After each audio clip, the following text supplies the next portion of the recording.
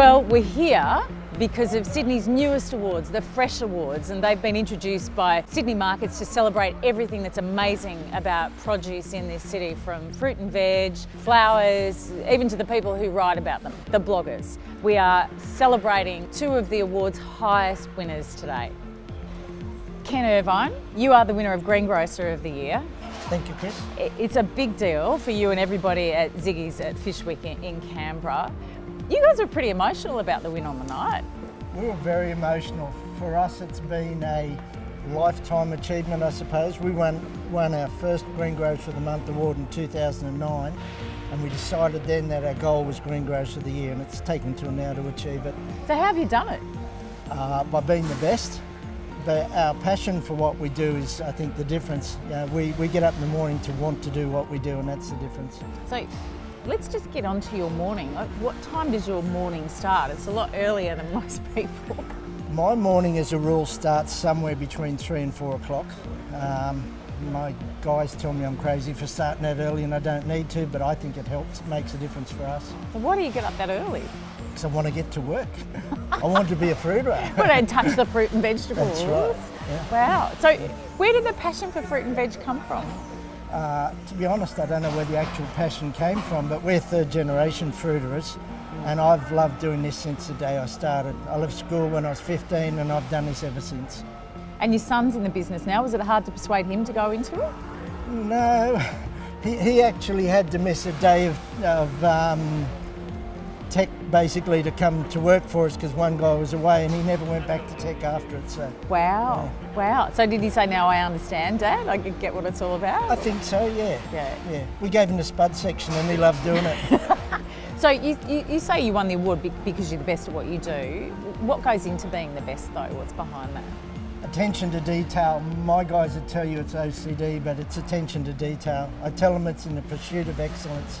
You know, every apple has to sit the right way, every sign has to be correct. It's just the little things that we do that add up to the big difference. And what sort of a difference does that make to your customers? I think it makes a big difference. We have a very loyal customer base. We have a group of people who we know, a lot of them we know by first and second names. We know the kids, we know their jobs, and I think that comes from that personal interaction with people that you have. So. The thing that amazes me when you come here to Sydney markets is some of the stats, and one of them is that 2.5 million tonnes of fruit and veg come through here every year, and it feeds 2/3 of the population. How do you know what to buy when you come here? Because the variety is huge and the quality is amazing. The difference is there are different shops at different levels, and you have to buy to the standard of your shop. If you're a high-end shop, you buy a high-end produce. If you're a low-end shop, you're buying a cheaper line. We've always aimed to be high-end, and I think the product sells itself then. It doesn't need a salesman, it sells itself. But how do you know what's good? Be a third-generation fruiter. Well, come on, you're going to give me some tips. So this has got to be something I can do when I go to my greengrocer and go, okay, how do I know something that's good from something that's kind of just okay? The best tip I tell most people is look for Ziggy's Fresh written on the sign. If you read nice product placement there. If you read that on the sign, you're pretty safe. It's hard to find that because there's so many different things, but freshness, I think, stands out. You see it in the product when it's fresh. You can pick something that's fresh from something that's not, and there's just something about it. It glows, if you know what I mean. So is it just the look, or is it the smell, or the touch, or? It's a combination of all three. It really is. How do I describe it to you? And again, it depends whether it's a leaf vegetable. If it's a leaf vegetable, you want it to be crisp and alive. You want it to stand up on its own.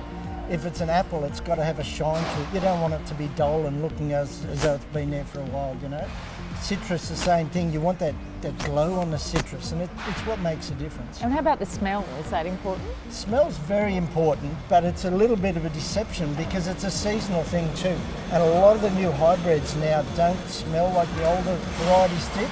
And some things, if you can smell them, you shouldn't. They shouldn't have a smell. Yeah, so, like durian. Yeah, you hit the nail on the head there. You don't want to be smelling durian at all. I don't know how people eat it.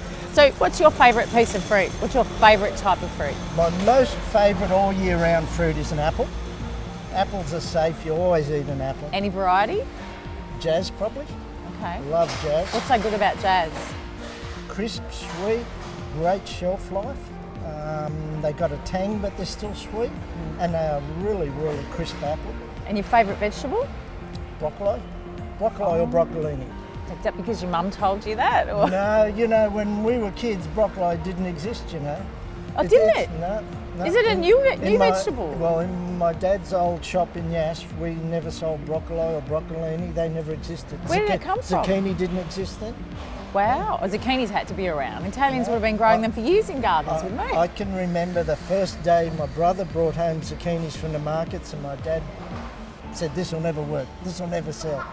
and look where zucchini is now. But I guess you look at all the new things coming into fruit and veg now, and all the new varieties. Part of your job is to educate people, isn't it? Really?